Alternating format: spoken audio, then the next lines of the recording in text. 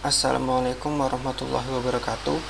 Kami dari kelompok 3 Project UAS Mata Kuliah Jaringan Komunikasi dengan dosen pengampu Bapak Aditya Prapanca, STMkom yang terhormat. Sebelumnya perkenalkan kelompok kami yang beranggotakan. Yang pertama saya sendiri, Imam Arif Al-Baihaqi dengan 3 digit NIM terakhir 006.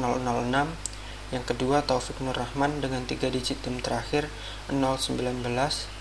Yang ketiga, Elsa Dwi Handayani dengan 3 digit NIM terakhir 035. Pada video project UAS kali ini, kami akan menjelaskan tutorial melakukan simulasi jaringan dengan menggunakan software Cisco Packet Tracer. Pertama-tama saya akan jelaskan singkat apa itu software Cisco Packet Tracer.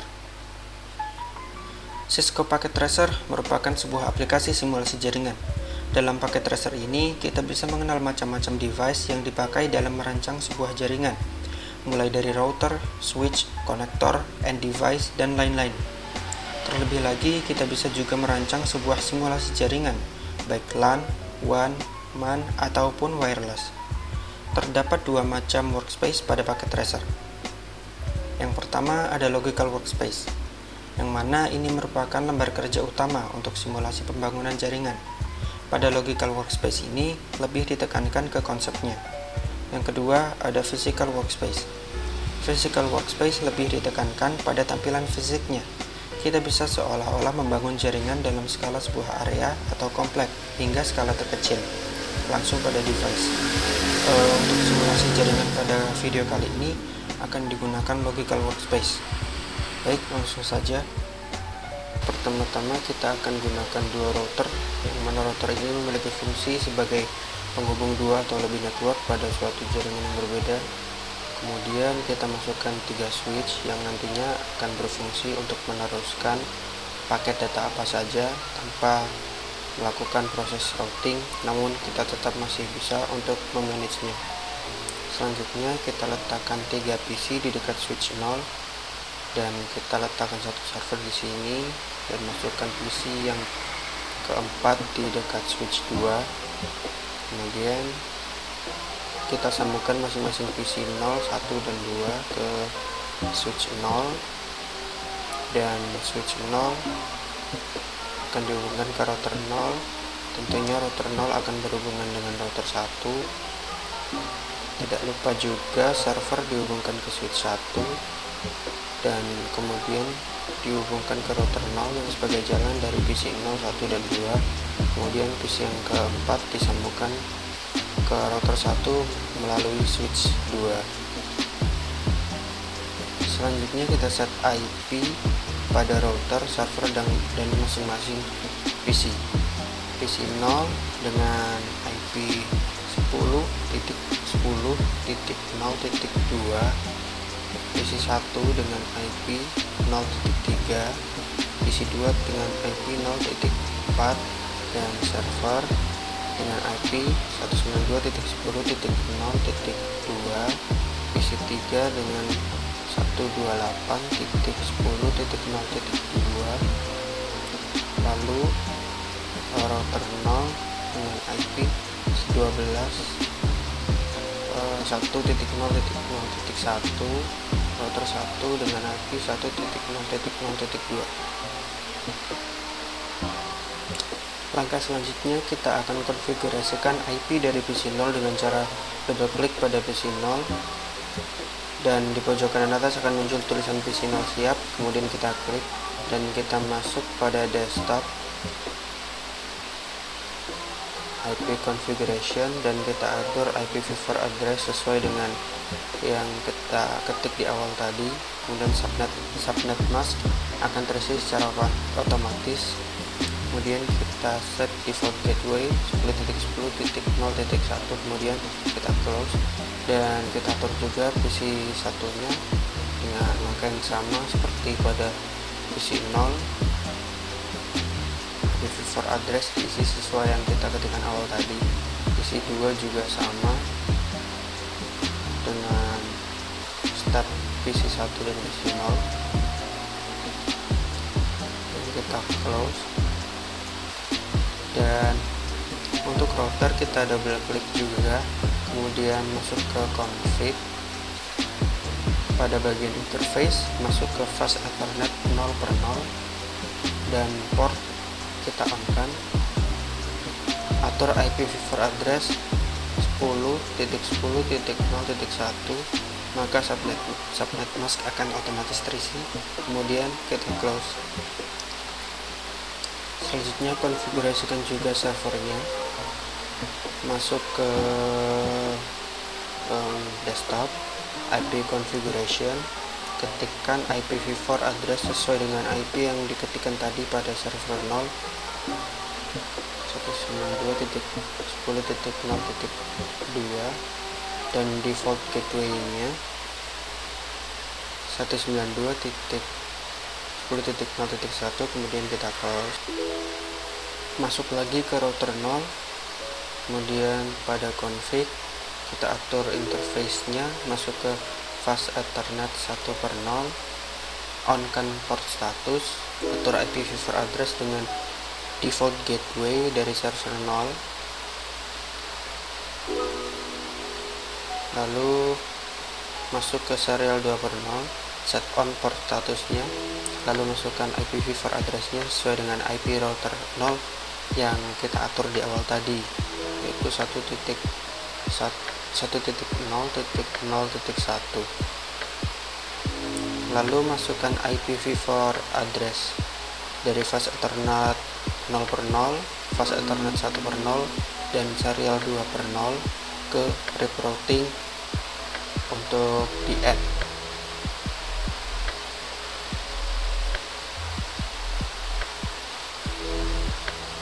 Langkah selanjutnya kita akan konfigurasi IPv4, masuk ke desktop, IP configuration, kita atur IPv4 address sesuai dengan IP yang kita ketikkan tadi pada PC3, yaitu 128.10.0.2, dan default gateway-nya kita atur 128.10.1. Selanjutnya kita konfigurasikan router 1 yang berhubungan dengan PC3. Masuk ke config, pada bagian interface, masuk ke fast Ethernet 0/0 dan port status kita on-kan. Masukkan default gateway dari PC3 ke IPv4 address router 1, yaitu 128.10.0.1. Masuk ke bagian serial 2/0 dan atur IPv4 address sesuai dengan IP router 1 yang diketikkan di awal tadi, yaitu 1.0.0.2. Masukkan default gateway dari PC3 dan IPv4 address serial 2/0 ke rip routing untuk di add. Kemudian kita close. Untuk proses selanjutnya akan dilanjutkan oleh rekan saya, Taufik Nur Rahman. Selanjutnya kita tes TCP pada command prompt dan mengetikkan pingnya IPv1. Nah, di sini TCP berfungsi sebagai pengecekan terhadap konektivitas antar satu dengan komputer lainnya. Selanjutnya jangan lupa juga tes TCP pada PC2 dan mengetikkan ping 10.10.04. Dan juga pada server, di sini servernya menggunakan IPv4 kelas B. Agak lama karena berbeda pada PC0 yang menggunakan IPv4 kelas A. Nah, di server ini ada request timeout. Ini kalau satu tidak apa-apa, masih bisa terkoneksi. Dan selanjutnya tes pada PC3.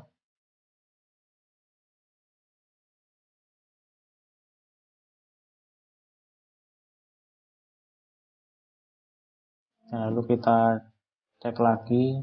Nah, ini sudah successful. Server ke PC3 juga successful. Selanjutnya kita tambahkan DNS, nama uastelkom.com. Nah, address-nya kita samakan dengan address-nya server agar memudahkan kita dan mengingat kita untuk tidak lupa. Dan IP configuration-nya kita samakan yang tadi, DNS-nya, dan kita add-kan, lalu copy kepada semua komputer DNS-nya. Di sini DNS server berfungsi sebagai sebuah database server yang menyimpan alamat IP, digunakan untuk penamaan hostname tersebut. Nah, dari itu kita cek lagi yang successful, kita masuk web server dan ketikkan URL yang tadi uasjarcom.com. Nah, ini sudah terhubung. Selanjutnya di sini coba menambahkan access point. Sebelum itu kita menyeting switch PT-nya terlebih dahulu, matikan terlebih dahulu dan tambahkan 1 DFE sebagai virtual LAN dan nyalakan kembali. Dan kemudian kita sambungkan dengan automatic cable pada access point, lalu tambahkan laptop, wireless tablet, dan smartphone. Di sini laptop belum bisa menyambung secara otomatis karena masih LAN. Kemudian kita menggantinya ke wireless network. Kita matikan terlebih dahulu dan kita ganti. Dan kita nyalakan. Setelah itu terhubung dan IP statiknya kita ubah IP statik LAN B. Dan di port gateway-nya kita samakan DNS servernya juga. Kenapa sini default gateway-nya harus sama dengan PC3? Dikarenakan masih berhubungan pada switch-nya. Nah, ini juga default gateway-nya kita samakan. Ada servernya kita samakan dengan default. Di sini IP statik merupakan IP yang ditetapkan secara manual dan tidak akan berubah-ubah. Biasanya IP statik dipakai pada jaringan lokal dan disetting supaya mudah dikenal dan diingat. Selanjutnya pada smartphone kita settingannya sama seperti yang tadi. Address-nya kita ganti yang belakang 5. Default gateway-nya kita samakan. Sudah itu kita tes, kasih note terlebih dahulu agar nanti kalau terjadi error atau ingin menambahkan komputer lagi biar tidak tabrakan dengan IP-nya. Lalu kita tes IDMP pada laptop.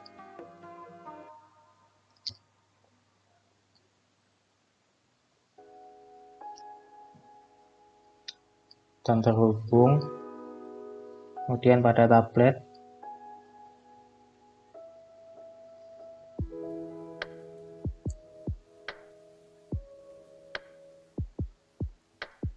yang terhubung juga, dan tadi pada smartphone. Dan mengetikkan ping 128.10.0.5.